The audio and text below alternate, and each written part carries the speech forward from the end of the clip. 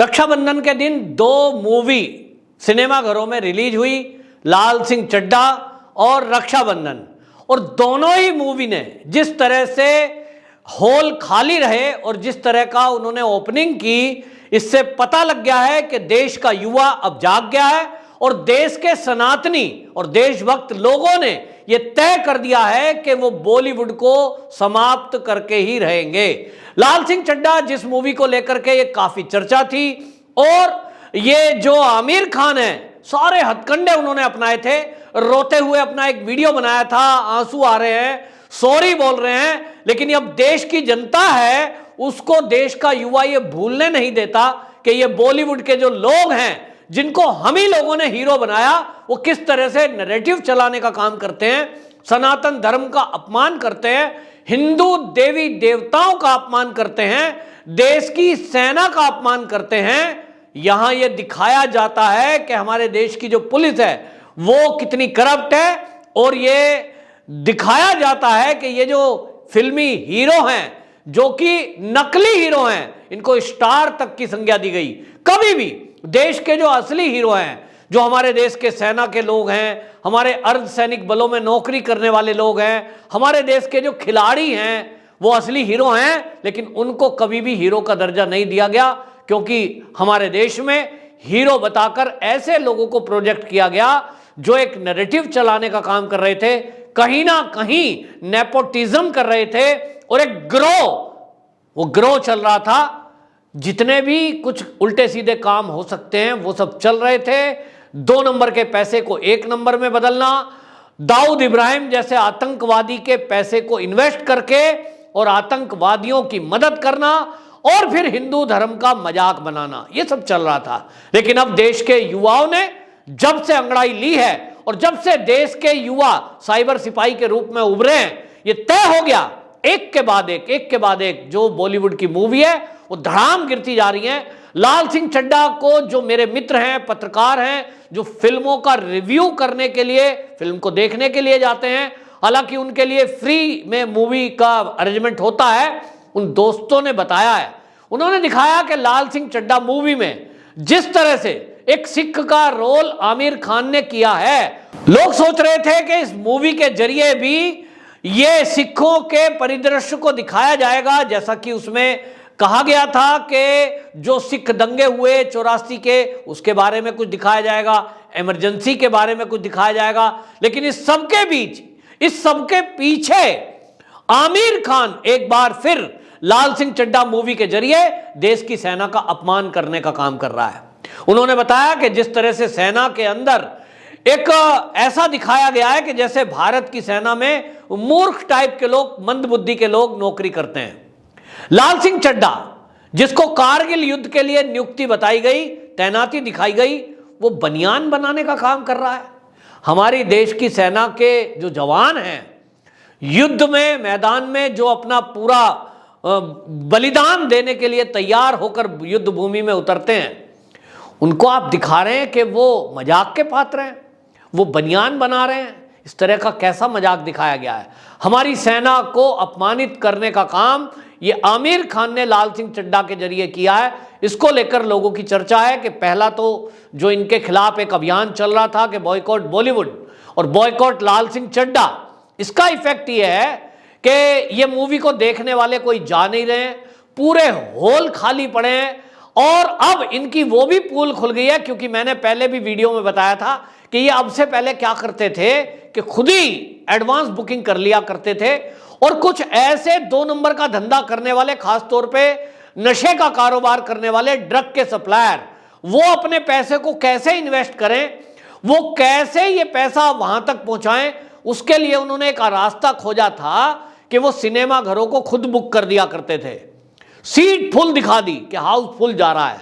लेकिन अब जब पहले ही ये खबर लीक हो गई, मैंने भी इस पर वीडियो की थी, तो अब जो सीबीआई और बाकी इनकम टैक्स डिपार्टमेंट है वो चौकन्ना था इस मामले को लेकर कि यदि कोई एक ही व्यक्ति इस तरह से हॉल बुक कराएगा, मूवी की एडवांस बुकिंग कराने का काम करेगा, तो एजेंसियां निगरानी रखे हुई थी कि उसको तत्काल प्रभाव से उसके ऊपर कार्रवाई की जाएगी। और इसका नतीजा यह हुआ कि लाल सिंह चड्ढा पहले दिन बुरी तरह धड़ाम गिरी। ओपनिंग करने का अंदाजा जिन लोगों को लग रहा था कि वो 30 करोड़ का कलेक्शन करेगी, वो मात्र 7 से 8 करोड़ तक पे सिमट के रह गई है। लोग कह रहे हैं इससे अच्छा तो रक्षाबंधन है, जिसको वो बताया जाता था कि बहुत बड़ा हीरो है आमिर खान, करीना कपूर खान भी उसी तरह का नाम है। उन्होंने कहा कि पूरी मूवी में उसने कोई खास तो किया नहीं। इंटरवल के बाद तो पूरी मूवी ऐसी हो गई कि कोई लोग जिन्होंने टिकट लिया भी था वो इंटरवल के बाद हॉल छोड़ने को मजबूर हो गए। वो कहते हैं कि फिल्म में कुछ बचा ही नहीं। एक आर्मी का हमारा व्यक्ति, और वो किस तरह से उसका पेट्रोल गाड़ी का बीच में खत्म हो जाता है, ये मजाक का पात्र बनाया गया। और इसलिए जो राष्ट्रभक्त लोग हैं उन्होंने कहा कि हम इस पूरी मूवी को देख नहीं पाए क्योंकि वो हमारी सेना का अपमान करने वाली मूवी है। तो लोग मूवी देखने क्यों जाएं, अपना पैसा बर्बाद क्यों करें? यदि देश के अपमान करने वाली मूवी कोई है, सेना का अपमान करने वाली कोई मूवी है, तो उसमें अगर 100 रुपए का भी टिकट आ रहा है तो वो 100 रुपए भी खर्च क्यों करें? इस तरह का रिव्यू आया है।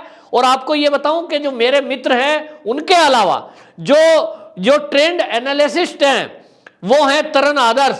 वो एनालिस्ट जो है ट्रेंड के, वो तरुण आदर्श बता रहे हैं कि ये निराशाजनक फिल्म है। आमिर खान की मूवियों में इससे खराब मूवी अभी तक उन्होंने नहीं देखी है और मात्र 2 रेटिंग उन्होंने दी है। अब आप समझ सकते हैं जिस मूवी को केवल 2 रेटिंग मिली हो उसका निर्माण करने में कितना घटिया काम हुआ है। इसका मतलब अब मुझे ये लग रहा है कि केवल आमिर खान ने सेना के लोगों का अपमान करने के लिए ये मूवी बनाई है। वो भारत के सैनिकों का अपमान करना चाहते थे, वो भारत के सैनिकों का मजाक उड़ाना चाह रहे थे, उनको अल्प बुद्धि, कम बुद्धि वाला दिखाना चाह रहे थे शायद। और इसलिए एक बार फिर यह सिद्ध हुआ कि बॉलीवुड हमारे देश के विरुद्ध नैरेटिव चलाने का काम कर रहा है। यहां आपको यह भी बता दूं कि जो देश का युवा है, जिसमें बहुत ज्यादा इस मूवी को फ्लॉप करने में या यूं कहें बॉलीवुड की पोल खोलने में सुशांत सिंह राजपूत के जो चाहने वाले हैं, वो जिस तरह से पिछले दिनों से मेहनत कर रहे थे, दिन रात ट्रेंड चला रहे थे, उनकी मेहनत का ये फल है कि आज के समय में ये जो मूवी धड़ाम हुई है, वो कहते हैं कि हमको आधी सफलता मिल गई। इसके पहले हमने देखा कि जो मूवियां आई हैं जिसमें फिल्म 83, भूल भुलैया 2, इस तरह की मूवी आई थी, उनको भी इसी तरह से मुंह की खानी पड़ी थी क्योंकि वो मूवी भी नहीं चल पाई थी। अब ये तय हो गया है कि अगर बॉलीवुड की तरफ से आमिर खान, शाहरुख खान और सलमान खान का तो बहुत बेसब्री से इंतजार है, लाइए मूवी, ला के दिखाइए, बड़े दबंग बनते हैं। अब देश की जनता, सनातनी लोग और देशभक्त लोग, इन्होंने ठान लिया है कि ये जो हमारे देश में बॉलीवुड के नाम पर हमारे देश के विरुद्ध एक षड्यंत्र चल रहा था, हमारे देश के विरुद्ध एक नैरेटिव चलाने वाले लोग, जिसमें सनातन धर्म का अपमान किया जा रहा था और हिंदू देवी देवताओं का अपमान किया जा रहा था। मैंने पहले भी कहा है कि यहां कुछ धर्म के लोग ऐसे हैं जो कहते हैं हमारे देश का कानून भी ये कहता है किसी का भी अपमान नहीं करना, तो फिर हिंदू धर्म का अपमान कोई कैसे कर सकता है? और इसीलिए अब यह तय हो गया है कि जिन्होंने भी ये पाप किया है, अब भगवान भोले शंकर उसके साथ न्याय करेंगे। सुशांत सिंह राजपूत भी शंकर जी का भक्त था और रक्षाबंधन सावन का आखिरी दिन, यानी शंकर जी का वो आखिरी दिन था, और शंकर जी ने जाते जाते दिखा दिया है कि मेरे भक्तों के बारे में जो उल्टा सीधा करेगा उसको मैं सीधा कर दूंगा। ये हो गया है और अब ये तय है कि बॉलीवुड की कोई मूवी इस देश में चलनी नहीं है। जिनके बेस पर करीना कपूर खान ये बयान दे रही थी कि यदि मूवी की स्क्रिप्ट अच्छी हो, मूवी अच्छी हो, तो ट्रोल करने वालों से कोई फर्क नहीं पड़ता, विरोध वालों से कोई फर्क नहीं पड़ता। तो करीना खान जी, अब आप बताइए, अगर फर्क नहीं पड़ता तो ये जो हॉल खाली बैठ खड़े हैं, अब आपका 2 नंबर का सिक्का भी चलने वाला नहीं है कि आपने एडवांस बुकिंग करा दी खुद 2 नंबर के पैसे से और फिर उसके बाद मूवी को हिट करार दे दिया। अब सबकी पोल खुलेगी और अब आपको जब तक इस तरह से ट्रोल किया जाएगा, जब तक आप सब सुशांत सिंह राजपूत की मौत के बारे में माफी नहीं मांगेंगे और एसएस आर्यन के साथ खड़े होकर ये नहीं कहेंगे कि इसकी मौत की जांच हो और जो दोषी हैं उनको फांसी की सजा हो। ये जो मांग देश में हो रही है, ये अब अंगड़ाई है, आगे और लड़ाई है, ऐसा नारा एसएस आर्यन ने दिया है। और आपको बता दूं कि इसको अंजाम तक ले जाके लोग रहेंगे। अब ये तय हो चुका है। इस मूवी के जो रिव्यू आई है उन्होंने ये भी दिखा दिया है कि अभी तक आमिर खान, सलमान खान, शाहरुख खान, ये जितने हैं इनको हम लोग सराहते थे, हम देखने जाते थे, कहीं खड़े होकर तालियां बजा देते थे हॉल में। इनको लगता था कि हम तो हीरो हैं, हम जो भी फुहड़पन करेंगे लोग हमें नाम से बस हमारे मूवी हिट कर दिया करेंगे। अब नाम भी काम आने वाला नहीं है। ये इस मूवी के जो फ्लॉप होने ने बता दिया है। हालांकि अक्षय कुमार की फिल्म रक्षाबंधन, उसके बारे में लोगों का कहना है कि वो मूवी पारिवारिक मूवी है, लेकिन क्योंकि वो भी बॉलीवुड से है तो बॉयकॉट बॉलीवुड के लपेटे में रक्षाबंधन मूवी भी आई है। हालांकि यह भी सिद्ध हो गया कि कहीं ना कहीं आमिर खान को चित्त करने का काम अक्षय कुमार ने इस मूवी के जरिए किया है। वो जो लोग जा रहे हैं उनको मैं ये देख रहा हूं कि वो केवल इसलिए अक्षय कुमार की मूवी कुछ लोग देखने गए क्योंकि रक्षाबंधन का दिन था, और लोगों का ये सोच है कि चलिए ये एक पारिवारिक मूवी है। लेकिन इतना तय है कि यहां नेपोटिज्म वालों के लिए अब कोई जगह नहीं है। लोग कहते हैं अब तो मूवी तभी देखेंगे जब उत्तर प्रदेश में बनने वाला जो फिल्म सिटी है, योगी आदित्यनाथ जी के नेतृत्व में जो नया बॉलीवुड बनेगा, यानी नया फिल्म सिटी बनेगा जिसका बेस उत्तर प्रदेश होगा। और उसका एक कारण भी लोग बताते हैं। वो कहते हैं देखिए पश्चिम बंगाल है, वहां पे बंगला मूवी बनती है, उनका अलग से अपना एक फिल्म सिटी है।